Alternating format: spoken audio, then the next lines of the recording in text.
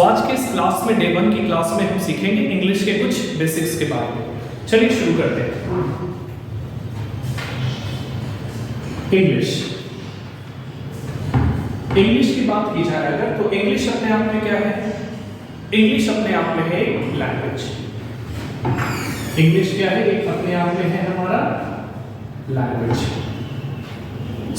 Language जिसे हम भाषा कहते हैं हिंदी में, अगर इस लैंग्वेज को डिफाइन कर रहा हूं तो हम क्या लिख सकते हैं, क्या कह सकते हैं? लैंग्वेज को डिफाइन कर सकते हैं that language is a medium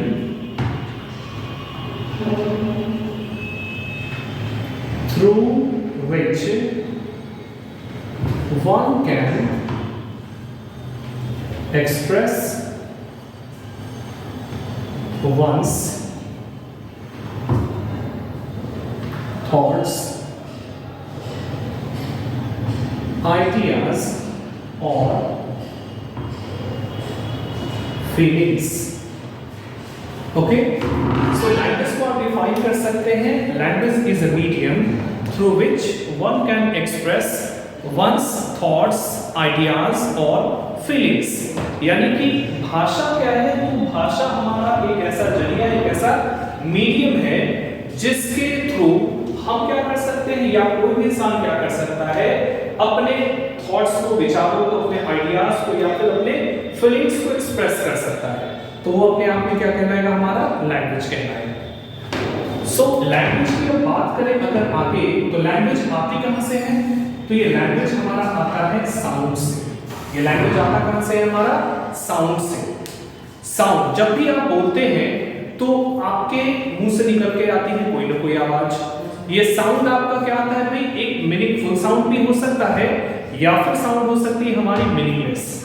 अगर मीनिंगफुल साउंड की कैटेगरी में अगर हम बात करें तो मीनिंगफुल की अगर बात करें उस कैटेगरी की, तो मीनिंगफुल में क्या है भाई? ये साउंड हमारा अपने आप में इंग्लिश में बनता है किससे?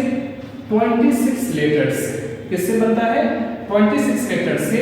और इस 26 लेटर्स की फैमिली को हम क्या कहते हैं? इसे हम कहते हैं अल्फाबेट। इसे हम क्या कहते हैं? इसे कहते हैं अल्फाबेट।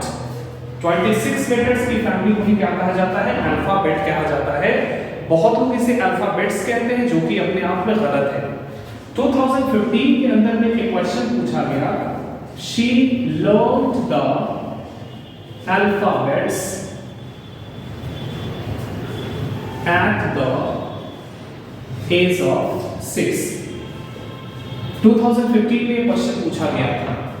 तो यहां पे अगर पूछा जाए कि भाई इस सेंटेंस में अगर एरर क्या है, ये कॉमन एरर में ये पूछा गया था, तो आप बोलेंगे सर यहाँ पे अल्फाबेट्स में एस की कोई जरूरत नहीं, क्योंकि अल्फाबेट ही अपने आप में क्या है? 26 लेटर्स की फैमिली को कहते हैं, इसलिए यहाँ पे एस का यूज अपने आप में करना बिल्कुल गलत होगा।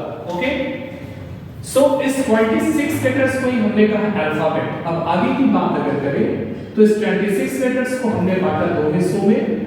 एक को हमने नाम दिया वाउल्स का और दूसरे को नाम दिया हमने कॉन्सोनेंट्स। वाउल्स अपने आप में ए, ई, आई, ओ एंड यू, और इनके अलावा जो बच जाते हैं सारे के सारे हमारे क्या कहलाए? कॉन्सोनेंट्स कहलाए। ठीक है, इतनी बात को एक बार हम रिकैप कर ले। इंग्लिश अपने आप में क्या है? तो ये अपने आप में है लैंग्वेज। और लैंग्वेज आती कहां से है? ये आती है साउंड से। साउंड बनता किससे है? तो ये बनता है 26 लेटर से।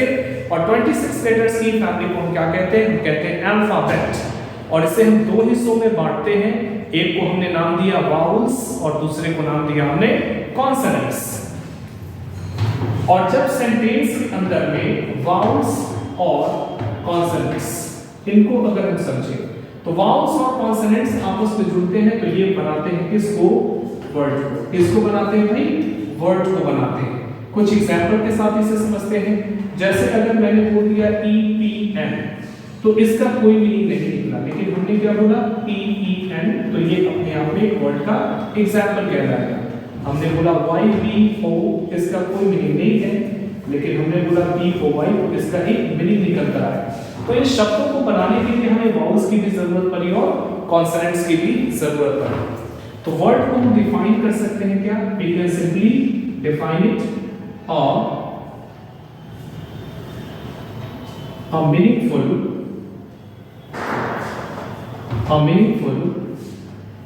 unit of letters, a meaningful unit of letters, यानी कि अक्षरों का एक ऐसा समुदाय जो कि अर्थ देता हो, वही क्या कहलाएगा, हमारा वर्ड कहलाएगा। इस वर्ड को हमने बांटा 8 टाइप्स में। इंग्लिश के अंदर में वर्ड्स को हम 8 टाइप्स में बांटते हैं और यही 8 टाइप्स हमारे क्या कहलाए, यही 8 टाइप्स हमारा कहलाया पार्ट्स ऑफ स्पीच। यही 8 टाइप्स हमारा क्या कहलाया, ये कहलाया हमारा पार्ट्स ऑफ स्पीच। और ये पार्ट्स ऑफ स्पीच में जो सबसे पहला हमारा होता है दैट इज नाउन। दूसरे नंबर पे जो होता है ये हमारा होता है प्रोनाउन। तीसरे नंबर पे हमारा होता है एडजेक्टिव। चौथे नंबर पर हमारा है वर्ब। पांचवें नंबर पर है एडवर्ब। छठे नंबर पर है प्रीपोजिशन। सातवें पे है कंजंक्शन और आठवें पे है इंटरजेक्शन। एक बार जरा इसके प्रोनाउंसिएशन को हम लोग बारी बारी से समझेंगे। पार्ट्स ऑफ स्पीच में पहला जो हमारा है वो है नाउन, दूसरा हमारा है प्रोनाउन, तीसरा हमारा है एडजेक्टिव। इसे बहुत लोग क्या कहते हैं, एडजेक्टिव लिखे, लेकिन इसे आप एडजेक्टिव नहीं कहेंगे, इसे क्या कहेंगे, एडजेक्टिव। उसके बाद चौथा हमारा है वर्ब, पांचवा एडवर्ब, छठा प्रीपोजिशन, सातवां कंजंक्शन और आठवां जो हमारा है उसे हम क्या कहेंगे, इंटरजेक्शन। ओके, सो आज की वीडियो में बस इतना ही। अगले वीडियो के साथ मैं फिर आपसे मिलूंगा।